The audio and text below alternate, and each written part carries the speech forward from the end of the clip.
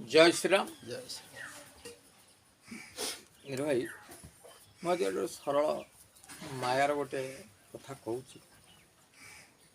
जे गोटे लोक सी बहुत ठाकुर डाके पूजा पाठ करे किंतु सी जेते थर एमती अधिका अधिका कर चलला तार स्थिति बिगड़ लगे गरीब अधिका हवा से जो कथा कह हम नहीं बुझे किंतु ता पर क्षण ता मुंडे पशिला मु ठाकुर तो एत पूजा कर मोर एमती कहीं तेणु ठाकुर तो पचार पड़ो तेणु से बुद्धदेव ठाकुर थे से तो बुद्धदेव कथा से कहला मु ठाकुर बा बुद्धदेव जाए पचारि जे मुझे पूजा पाठ कर मोर कहीं ये प्रश्न है या मुझे यही कथा पचार प्रश्न है मोर मुझे पूजा पाठ करुच्ची नाम करुच्ची मोर मत कहीं मत ठाकुर एत दुख दूर यही भावना से बाहर कि बाट जा शोष है गोटे चाल घर थी से चाल घर पा पीला से घरे पचारे बाबा तू कुआड़ जाऊ ना मु ठाकुर पाखक जाऊ ठाकुर पाख जाऊँ आमर गोटे कथा ठाकुर पचारती से कहले कौन कहना मुझे तो जाऊँ पचार देव कहले आम झीटी गोटे 21 वर्ष है पाठीटा आउ खोलू ना गाड़ी की रही ठाकुर पचार 21 वर्ष है ना हाँ झीर पार्टी खोलू नहीं ना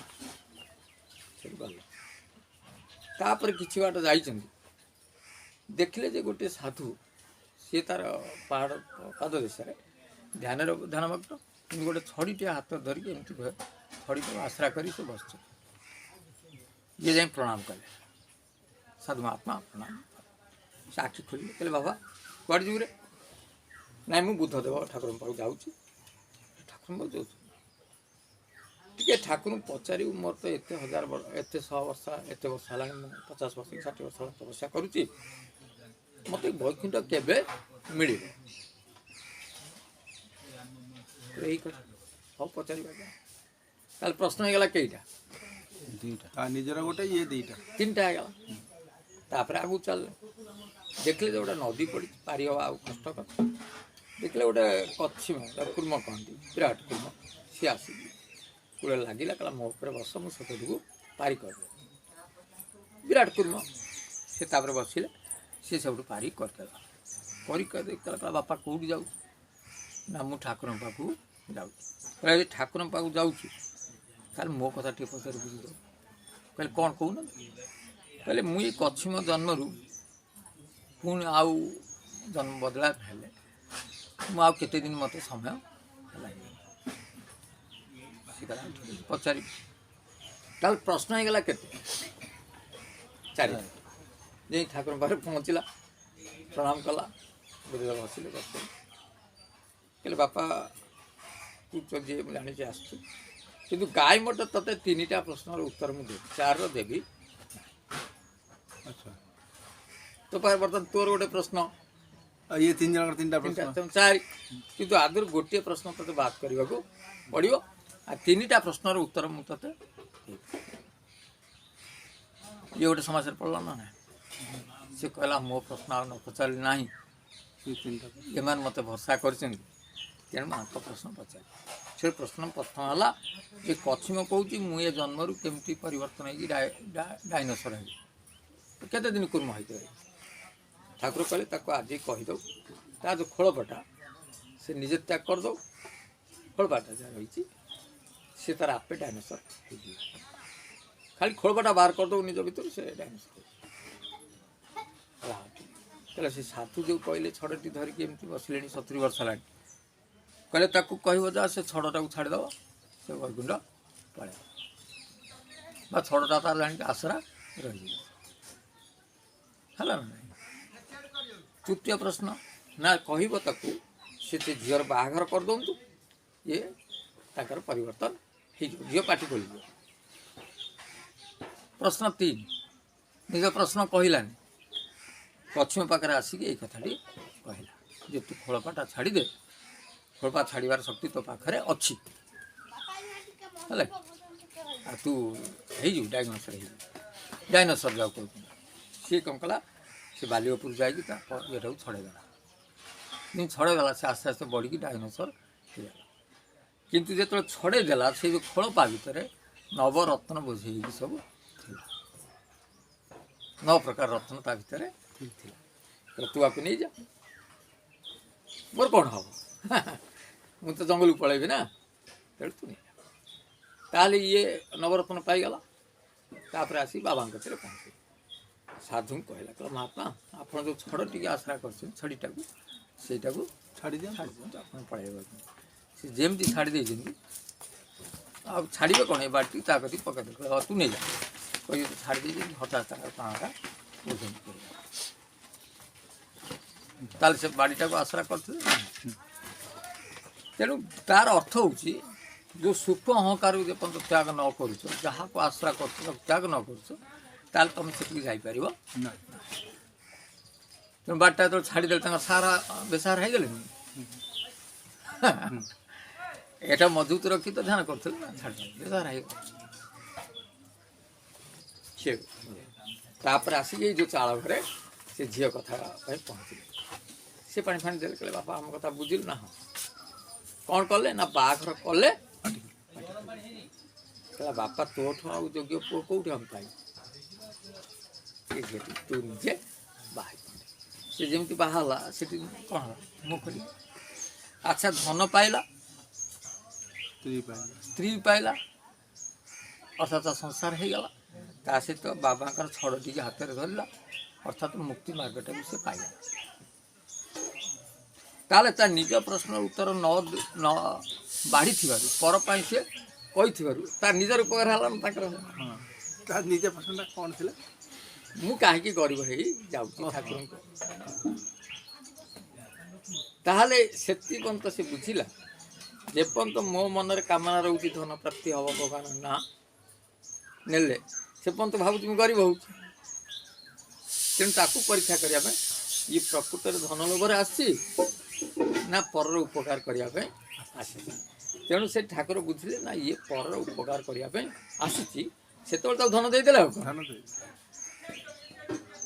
ତମେ ଯେପର୍ଯ୍ୟନ୍ତ ନିଜର ନିଜ ପାଇଁ କାମନା ରଖିକି ତମେ ଭଗବାନଙ୍କୁ ଡାକିବ ତାହେଲେ ସ୍ୱାଭାବିକ ତୁମେ ଗରିବ ହେବାକୁ କାରଣ ଗରିବ ଯେତେ ହେଲେ ଠାକୁର ନାମଟା ତମର ଗୋଟେ ପରୀକ୍ଷା ନୁହେଁ କି ସେ ଗୋଟେ ଗୋଟେ ପରୀକ୍ଷା ତେଣୁ ଆମେ ଏତେ ବୁଝିଲେ ନା ନାହିଁ ଯଦି ବା ଆମ ପାଖରେ ସେମିତି କିଛି ଅଭାବ ଅସୁବିଧା ଦେଖାଉଥାଏ ତାହେଲେ ତୁମ ପାଖରେ ସ୍ୱାର୍ଥପରତା ଅଧିକା ରହିଛି ବୋଲି ଭାବି ଭାବରେ ପଡ଼ିବ ବା ତୁମ ଭିତରେ ନିଜ ପ୍ରତି ମାନେ ନିଜର ଭଲ କରିବାର ଯେଉଁ କାମନା ରହିଥିବାରୁ ତୁମକୁ ଠାକୁର କୃପା କରୁନାହାନ୍ତି ଯେତେବେଳେ ତୁମର ପାରିପାର୍ଶ୍ୱିକ ଆଡ଼କୁ ହେଇଯିବ ସମସ୍ତଙ୍କର ମଙ୍ଗଳ ହେଉ ବା ସମସ୍ତେ ଭଲ ରୁହନ୍ତୁ ସମସ୍ତଙ୍କ ପାଇଁ ଭଲ ସେତେବେଳେ ତୁମର ଆପେ ଆପେ ଭଲ ହେଇଯିବ ବୁଝିଲ ନା ତେଣୁ ଏଇଟା ଗୋଟେ ସୂକ୍ଷ୍ମ ଜିନିଷ କଥା ମୁଁ କହୁଛି ଆମେ ଯେଉଁ ଠାକୁରଙ୍କୁ ଡାକୁଥାନ୍ତି ପ୍ରତିଦିନ ସୂତ୍ର ପାଇଲା ପରେ ବି ତା ଦେହରେ ଯେଉଁ ଯଦି ଠାକୁର ପ୍ରାପ୍ତି ନ ହେଉଥିବେ ତାହେଲେ ଖୋଜିକି ଦେଖିବ ଏ ସୂକ୍ଷ୍ମ ଅହଙ୍କାରଟା ରହୁଛି କି ଏ ସୂକ୍ଷ୍ମ ଅହଙ୍କାରଟା ଖୋଜିକି ବାହାର କରିବା ତାକୁ ତ୍ୟାଗ କଲେ ଯାଇକି ତୁମେ ମାୟା ଠାରୁ ଦୂରେଇ ପାରିବ ନହେଲେ ମାୟା ତୁମକୁ ଯାବକି ଦେବ ତାହେଲେ ଏଠି ଥାଉ ଜୟ ଶ୍ରୀରାମ ଜୟ ଶ୍ରୀରାମ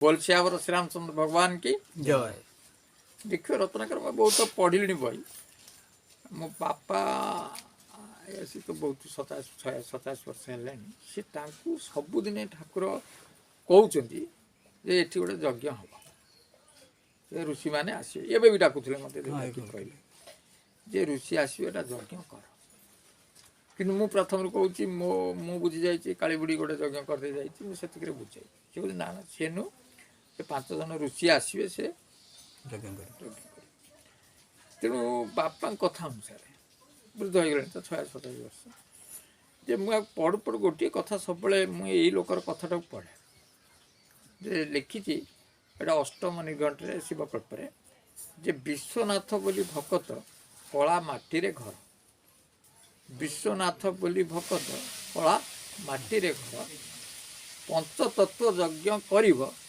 ରତ୍ନଗିରି ଠାବ ଏଇ ଯେଉଁ ପଞ୍ଚତତ୍ତ୍ୱ ପଞ୍ଚତତ୍ତ୍ୱ ଯଜ୍ଞ ବୁଝିବାକୁ ଚେଷ୍ଟା କର। ପଞ୍ଚତତ୍ତ୍ୱ ଯଜ୍ଞ ସେ କରିବେ। ପଞ୍ଚତତ୍ତ୍ୱ ମାନେ ତତ୍ତ୍ୱ ଯଜ୍ଞଟାକୁ ସେ କରିପାରିବ। ଯେଉଁ କଥା କହୁଛି ପଞ୍ଚତତ୍ତ୍ୱ, ପାଟିରେ କିଛି ତତ୍ତ୍ୱ କହିଲେ ହେବନି। ପାଟିରେ କହିଲେ କିଛି ହେବ? ଜଣେ ଭିକାରୀ ଗଲା, ଦେଖିଲେ ତ ବାବୁ ବସିଛନ୍ତି ନା, ହେଲେ ବାବୁଙ୍କର 100 ବର୍ଷ ହଉ, ବାବୁ ଆଣି 100 ବର୍ଷ ବଞ୍ଚନ୍ତୁ, ତୁମର ଜମିବାଡ଼ି ବଢ଼ୁ, ତୁମର ଗୋମାତା ବଢ଼ନ୍ତୁ, ଧନରତ୍ନ ବଢ଼ୁ, କୋକଲକ୍ଷ୍ମୀ ବଢ଼ୁ, ପିଲା ଛୁଆ ବହୁତ ମଙ୍ଗଳରେ ଭଲ ପାଠ ପଢ଼ନ୍ତୁ। ଟିକେ 10 ମିନିଟ୍ ଖଣ୍ଡ ଖାଲି ଆଶୀର୍ବାଦ କରିବ। ତାପରେ ରହିଲା। ତାପରେ ବାବୁ ଡାକିଲେ, କହିଲେ ଆରେ କିଏ ଅଛ? ତୁମେ ଜାଣିପାରୁନ ଜଣଟା ମାଗୁଛନ୍ତି।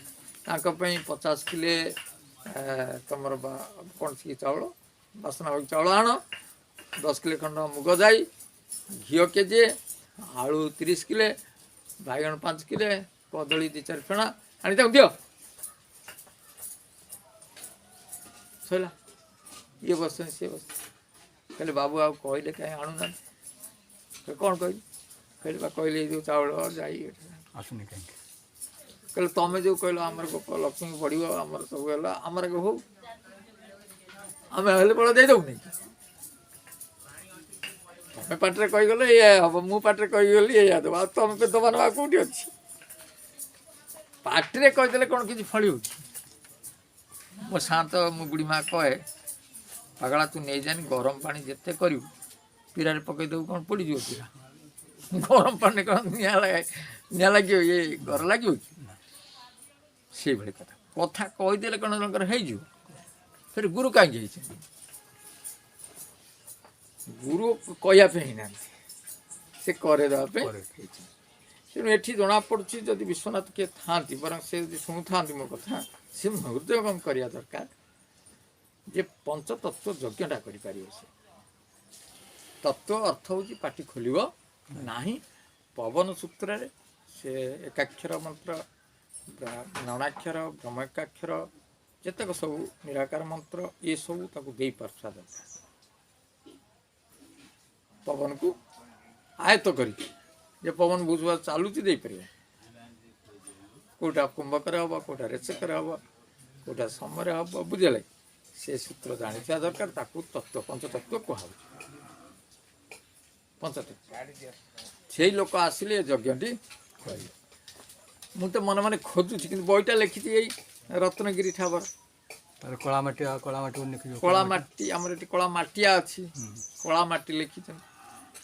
କଳା ମାଟିଆ ଲେଖିଥିଲେ ତ ଆମେ ଏଇଠି ଖୋଜାଖୋଜି କରନ୍ତୁ। କଳା ମାଟି ଲେଖିଛନ୍ତି। ଆଉ ରତ୍ନଗିରି ହେଉଛି, ଆମେ ସେଠି ଦେଖିଲେ ରତ୍ନଗିରି ଅଛି, ସେଠି ହେଇପାରେ। ନଚେତ୍ ତତ୍ତ୍ୱ ଦୃଷ୍ଟିରେ ରତ୍ନଗିରି ଆମ ତ୍ରିକୁଟକୁ କହନ୍ତି। ରତ୍ନର ଗିରି, ନବରତ୍ନର ଗିରି। ନବରତ୍ନ ଫେର ମୂଳରୁ ବୁଝେଇବି। ଏଇ ନବରତ୍ନ, ହଁ, ଯେଉଁଠି ନବରତ୍ନ ଥାଏ ସେ ନବରତ୍ନ ଗିରି। ଆଉ କ'ଣ? ଅଷ୍ଟସିଦ୍ଧି ନବନିଧି କେ ଦାତା, ଅଷ୍ଟସିଦ୍ଧି ନବନିଧି ଯାଉ କ'ଣ? ସେ ଛାଡ଼, ଇଏ ତ ରହିଲା ଗୋଟେ କଥା। ଆଉ ଗୋଟେ କଥା ମୁଁ କହୁଛି। ଥରେ କୃଷ୍ଣ ଯେତେବେଳେ ପଳେଇଗଲେ, କେଉଁଠୁ? ଗୋପୁର ମଥୁରାକୁ ପଳେଇଲେ। ସେଠି ରାଜା ହେଲେନି। ତାଙ୍କର ରାଣୀ କେତେ ଥିଲେ? ଅଷ୍ଟପାଟବଂଶୀ ଥିଲେ। କିନ୍ତୁ କୃଷ୍ଣ ଯେତେବେଳେ ପ୍ରଥମ ଗଲେ, ସେତେବେଳେ ତାଙ୍କୁ ଖାଦ୍ୟ ଦିଆହେଲା, ସେ ହାଉଳି ଖାଇ କାନ୍ଦିଲେ। ଜମା ଖାଇଲେନି, ବିଲକୁଲ ତ ଖାଇଲେନି, ଆଉ କାନ୍ଦିଲେ ଖାଲି। ଯେମିତି ଗୋଟେ ପଦାରେ ଗୋଟେ ଗାଈ ଗୋରୁ ଆଣିଥିବ, ଯେତେ କୋଟା ଖାଇବେନି, ବୋବି ହେବେ। ବା ପଦାରେ ଗୋଟେ ଛୁଆ, ଯେ ତୁମ ଛୁଆ କେଉଁଠି ନେଇଯାଇଥିବେ, ସେ ହାଉଳି ଖାଇବ, ମୋ ଘରେ ଛାଡ଼, ନହେଲେ ଖାଇବି। ସେ କୃଷ୍ଣ ବିଲକୁଲ ଖାଇଲେନି। କିନ୍ତୁ ବାହା ହେଇଥିବା ଲୋକ ଖାଇବେନି, ଛୋଟ ପିଲାକୁ ନେଇଯାଇଛନ୍ତି। ସେ ତ ଅଷ୍ଟପାଟବଂଶୀ ଅଛି। ଆରେ ଯେତେବେଳେ ବାଡ଼ିଲେ ଅଧଘଣ୍ଟେ କାନ୍ଦିକି ତାପରେ ଗଣ୍ଡେ ଖାଇବା, ଇଏ ଭଳିଆ ଗୋଟେ ପ୍ରତିଦିନ କଥା ହେଲା। ସେଠୁ କହିଲେ ଆଉ କ'ଣ କରିବା, କାହାକୁ ପଚାରିବା? କହିଲେ କିଛି ନାହିଁ, ଏଇଟା ସିଧା ଯଶୋଦାଙ୍କୁ ପଚାରିବ, ସିଏ ଏ କଥାଟା କହିଦେଇପାରିବେ। କାହିଁକି? ସେଠୁ ଦୂତ ପଠାଅ, ନିଜେ ଗଲେ। କିଏ? ବସୁଦେବ ଗଲେ। ଦୂତ ନେଇକି କ'ଣ ହେଇଛି ମା, ଆପଣଙ୍କୁ ପଡ଼ିଛି ଯେ ଖାଉନି କ'ଣ କୃଷ୍ଣ? ସେଠି ସିଏ କାନ୍ଦିଲେ, ବହୁତ ବିକଳ ହେଇ କାନ୍ଦିଲେ। କହିଲେ ଆପଣ କାହିଁକି କାନ୍ଦୁଛନ୍ତି? ନା ମୋ ପୁଅ କଥା ମନେ ପକାଇଦେଲେ ମୋତେ କାନ୍ଦ ମାଡ଼ିବ। କିନ୍ତୁ କୃଷ୍ଣ କାନ୍ଦୁଛି ଏଇଥିପାଇଁ ତା ଖାଇବାରେ କେବେ ଲହୁଣୀ ଦବ ନା। ସେ ଲହୁଣୀ ଦେଖିଲା ମୋ କଥା ମନେ ପଡ଼ୁଛି, ବୋଉ କରିକି କାନ୍ଦୁଛି। ସବୁ ଦବ କିନ୍ତୁ ଲହୁଣୀ ଦବ ନା। ଲହୁଣୀ ଦେଲେ ମୋ ପୁଅ କାନ୍ଦୁଛି। ସେଇଦିନଠାରୁ ଲହୁଣୀଟି ଆଉ ଦେଲେନି, କୃଷ୍ଣ କାନ୍ଦିଲେନି। ମା ସହିତ ସମ୍ପର୍କିତ। ତାହେଲେ ମା ପୁଅଙ୍କ ସମ୍ପର୍କ କେମିତିକା? ଥରେ ରାମ ଠାକୁର ସେରେ କଣ ପଞ୍ଚବଟିରେ ଗୋଟେ ଗଛ ମୂଳେ ବିକଳ ହେଇ କାନ୍ଦିଲେ। ଲକ୍ଷ୍ମଣ ସୀତା ବୁଝୁଛନ୍ତି ପ୍ରଭୁ କ'ଣ ହେଇଛି କ'ଣ ହେଇଛି, ଆପଣ ଉପରେ ଏମିତି କାହିଁ କାନ୍ଦିବେ ଏତେ ବିକଳ ହେଇଛି। ଠାକୁର ବଡ଼ ପାଟିରେ ବିକଳ କଲେ ଆଜି ବୋଉ କଥା ମନେ ପଡ଼ୁଛି। ବୋଉ କଥା, ବୋଉ ଏମିତି ଗୋଟେ ଶବ୍ଦ ତାର ତମକୁ କ'ଣ କରିଦେବ, ତମକୁ ସବୁ কিছুର ଗୋଟେ ପରିଣାମ ନେଇକି ପହଞ୍ଚେଇ ଦେବ। ତା ଭକ୍ତି, ତା ପ୍ରେମ, ତା ଭଲ ପାଇବା ବହୁତ ବହୁତ। ମୁଁ ସେ ବାଦରେ ଗୋଟେ କାହାଣୀ କହୁଛି, କାହାଣୀ କ'ଣ ସତ୍ୟ ଯେ ସେ ଯେଉଁ କାନ୍ଦିବା ଦ୍ୱାରା ରୁକ୍ମଣୀ ଆଉ ସତ୍ୟଭାମା ହେଉଛନ୍ତି ତାଙ୍କର ଯେ ମୁଖ୍ୟ ଥିଲେ ତାର ଠାକୁରଙ୍କ। କହିଲେ ପ୍ରଭୁ ଆପଣ ଆମେ ଅଷ୍ଟପାଷ୍ଟ ବଂଶୀ ଅଛୁ, ଆପଣ ସେବା କରୁଛୁ, ତଥାପି ଆପଣ ଆପଣଙ୍କ ବୋଉ କଥାଟା କାହିଁ ମନେ ପକାଉଛନ୍ତି? ବୋଉ ଆମଠାରୁ ଅଧିକା କ'ଣ ଥିଲା? ଗୋଟେ ପୁଅ କେବେ କହିପାରିବନି ତା ସ୍ତ୍ରୀଟାର ତା ମା କେତେ ଅଧିକା ଥିଲା ବା କମ୍ ଥିଲା। ହଉ ସମୟ ଆସିଲେ ଦିନେ କ'ଣ କରିଛନ୍ତି ନା ରୁକ୍ମଣୀ ନେଇକି ଯାଇଛନ୍ତି, ଠାକୁର ଶୋଇଛନ୍ତି, କ୍ଷୀର ଗ୍ଲାସଟି ମିଛରେ ଠାକୁର ଆଖି ବୁଝଛନ୍ତି, ଡାକିଲେ ଠାକୁର ଆପଣ କ୍ଷୀର ପିଅନ୍ତୁ। କହିଲେ ସେ ଟେବୁଲ ଉପରେ ରଖିଦିଅ, ଟେବୁଲ ଉପରେ ରଖିଦିଅ, ମୁଁ ପିଇଦେବେ ଆଉ କ'ଣ। ସେଟା ରୁକ୍ମଣୀ ପଳେଇଲା। ତାପରେ ସକାଳ ଉଠିଲା ବେଳକୁ କ୍ଷୀର ଗ୍ଲାସଟି ଥୁଆ ହେଇଛି। ରୁକ୍ମଣୀ କହିଲେ ଆଉ ତମେ କ୍ଷୀର ଗ୍ଲାସ ପିଲା କହିଲା ନିଦ ହେଇଯାଇଛି ଆଉ ପିଇନେ, ଆଉ କଥାଟା ବଡ଼ କଥା ନୁହେଁ ହେଇଗଲା। ଦିନେ କହିଲେ ମୋ ବୋଉକୁ ଦେବ କ୍ଷୀର, ମୋ ବୋଉ ନେଇକି ଆସିବ, କିଏ ଦେବ କି ନେଇକି କ୍ଷୀର ଆସିବ। କହିଲା ହଉ ତମ ହାତରେ ଆମେ ପଠେଇବ, କିନ୍ତୁ ମୋ ବୋଉ ନେଇକି ଆସୁଛି ତମେ ଦେଖିବ କ'ଣ କହୁ। ସେ ଠାକୁର ପୁଣି ସେଇ ଆଖି ବୁଜି ଶୋଇଲେ। ଦେବକି ଡାକିଲେ କୃଷ୍ଣ, ହଁ ବୋଉ ଶୋଇପାରିଲୁ ନା? ହଁ ନିଦ ଆଇଲାଣି। କହିଲା ଆଉ କ୍ଷୀର ପିଇଦେ। କହିଲେ ଟେବୁଲ ଉପରେ ବୋଉ ରଖିଦେ। କହିଲା ଟେବୁଲ ଉପରେ ରଖିବି କାହିଁକି, କ'ଣ ବିଲେଇ ପିଇବ? ମୁଁ ଛିଡ଼ା ହେଇଛି, ତୁ ଉଠୁନୁ, ଉଠୁ। କହିଲେ ନା ବୋଉ ଉଠି ପାରିଲୁନି, ମୋ ନିଦ ଲାଗିଲାଣି, ତୁ ଯା, ତୁ ଆଉ ପାଟିଚିହ୍ନ କରନି। କହିଲା ତୁ ନ ଉଠି ନ ପିଲା ପର୍ଯ୍ୟନ୍ତ ମୁଁ ଯିବି? ତୁ ପିଇ ସାରିଲେ ଯାଇକି କ'ଣ ତୁ ଶୋଇଛୁ? ଉଠୁ ଉଠୁ ଯାଇକି ହଲେ। ଠାକୁର 2-4 ମିନିଟ୍ ପରେ ଉଠିଲେ, ଆଖି ମଳିକି ସେ କ୍ଷୀର ପିଇଲେ, ଶୋଇଲେ। ତାପରେ ଶୋଇଲେ। ସ୍ତ୍ରୀ ବୋହୂ ଭିତରେ ହେଉଛି ଏତିକି ତଫାତ। ସ୍ତ୍ରୀ କର୍ତ୍ତବ୍ୟ କରିଦେଇ ପଳେଇବ, କିନ୍ତୁ ମା କର୍ତ୍ତବ୍ୟ କରେ ନା। ସେ ତ ଛୁଆକୁ ପିଏଇକି ଗଲା, ତମେ ତ ଥୋଇ ଦେଇ ଗଲ, ତାହେଲେ ମା ହୃଦୟ ଆଉ ତମ ହୃଦୟ ଭିତରେ ତଫାତ ନାହିଁ ନା? ଏଇଟା କ'ଣ ଏଥିରେ କଥା? ମା ଗୋଟେ ହୃଦୟ ଆଉ ଗୋଟେ ସ୍ତ୍ରୀ ହୃଦୟ ସମାନ ହବ? ସେ ନାଇଁ ବା, ଠାକୁର ହଉଛି ମା। ଆହୁରି ଗୋଟେ ଛୋଟିଆ କଥା କହୁଛି ଯେ ଥୋମସ୍ ଆଲବର୍ଟ ତାଙ୍କ ନାଁ ଯିଏ ଥିଲେ ବୈଜ୍ଞାନିକ, ଏ ରଚନା ଜାଣିଥିବ, ଥୋମସ୍ ଆଲବର୍ଟ। ସେ ପିଲାବେଳେ ବହୁତ ଦୁଷ୍ଟ ଥିଲେ, ଆଉ ତାଙ୍କ ବିଧବା ମା ଥିଲା, ତାଙ୍କ ବାପା ବି ନଥିଲେ, ଗୋଟିଏ ପୁଅ। ସେ ପଢ଼ିବା ପାଇଁ ଯାଆନ୍ତି, ବେଶୀ ଦୁଷ୍ଟାମିଟା କରନ୍ତି ପିଲା ସେ ସ୍କୁଲରେ।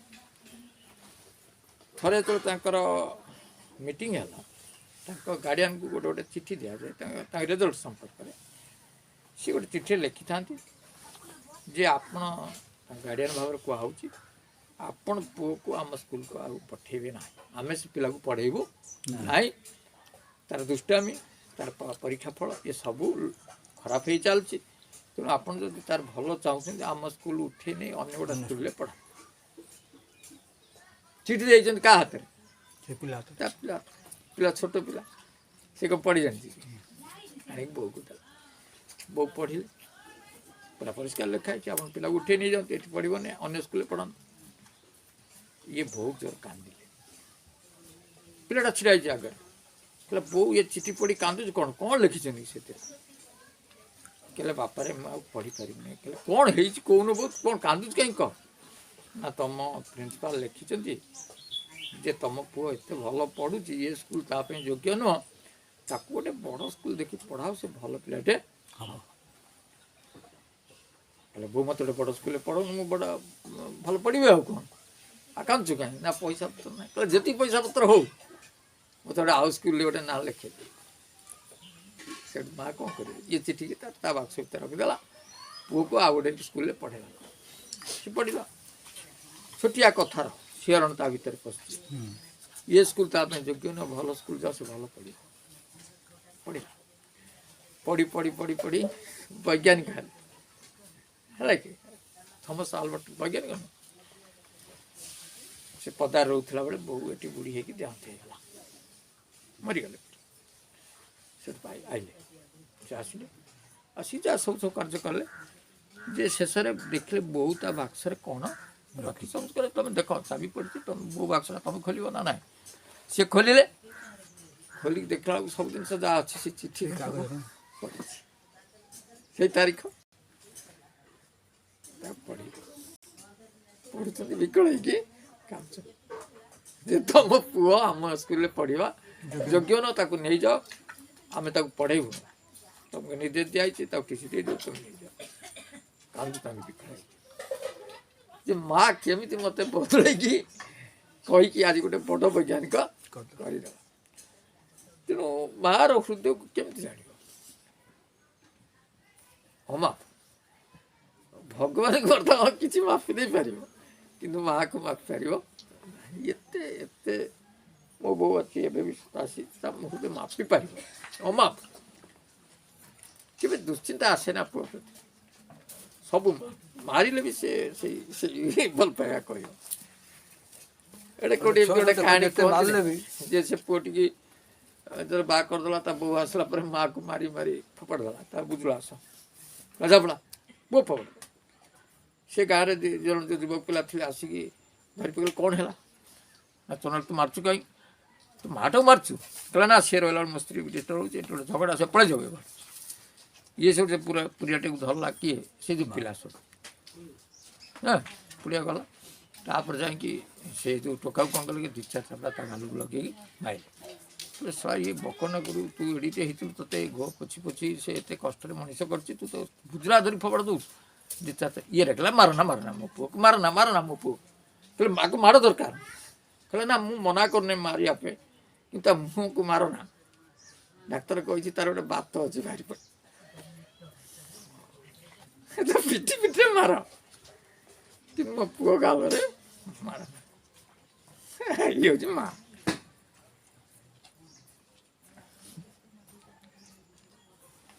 ଜୟ ଶ୍ରୀରାମ।